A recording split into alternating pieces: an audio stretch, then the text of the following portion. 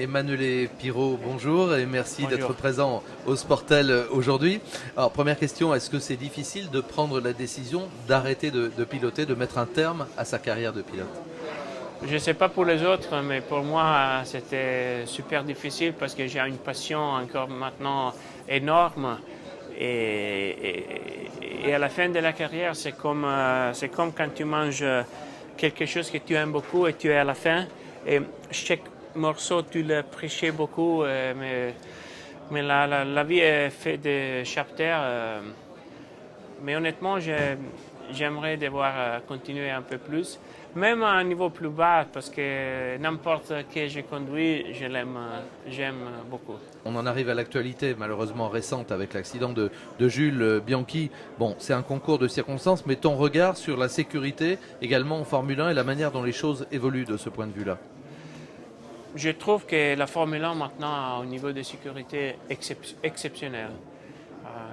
Malgré la vitesse très haute qu'ils ont,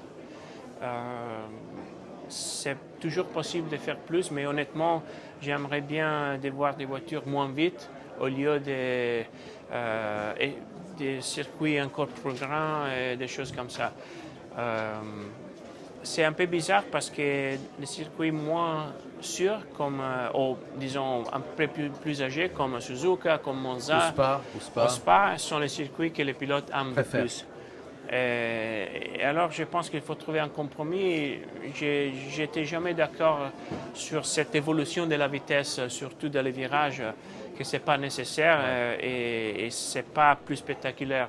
La vitesse, surtout en télé, il n'y a pas une perception de vitesse. Si tu vois les courses des années 60-70, les voitures ont été super lentes dans les virages, plus lents qu'en Formule 3, mais très spectaculaires.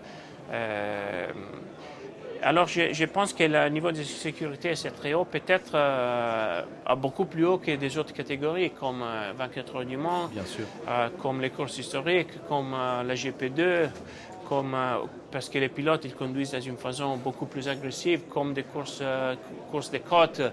Je pense que si je suis une mère d'un pilote, j'aimerais que lui fait la Formule 1, pas pour le prestige, pour la sécurité. Mais les courses, à cause de la vitesse, à cause de DNA de les courses, ils sont toujours dangereuses. Et s'il y a une ensemble de circonstances négatives, succession d'événements, oui. Il ne faut jamais oublier que quelque chose de très mauvais peut passer.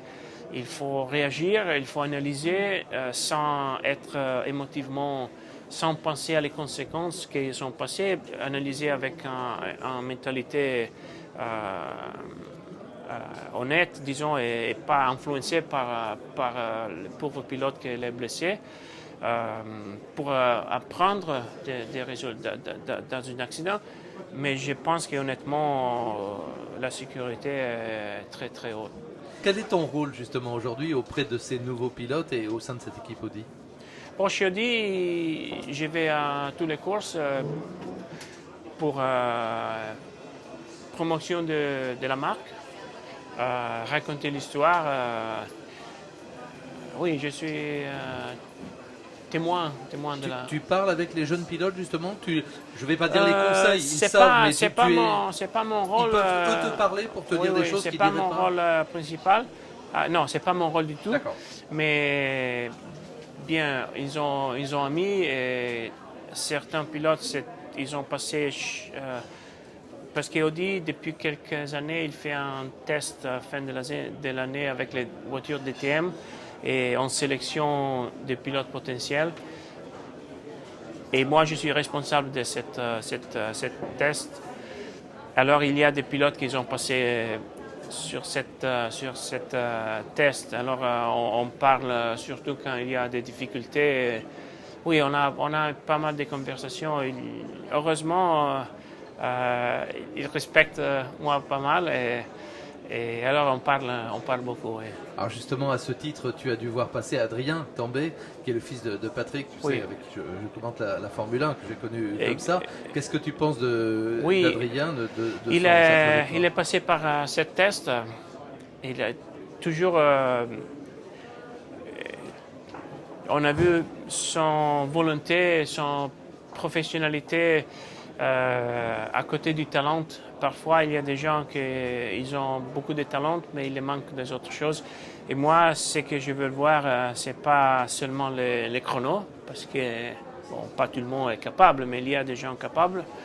Moi, j'essaie de voir un peu plus loin personnalité, charisme, maturité, aussi capacité d'être loyal, parce qu'Audi, il a besoin de pilotes pour longtemps. Ce n'est pas une usine qui change beaucoup.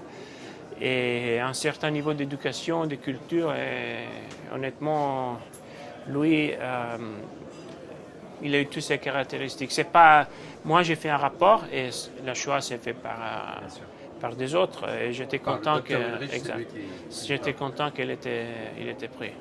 Je lui préviens aussi parce que DTM, tout le monde veut être pilote DTM. C'est pas toujours une vacance. C'est clair. Mais il faut être prévenu de ça.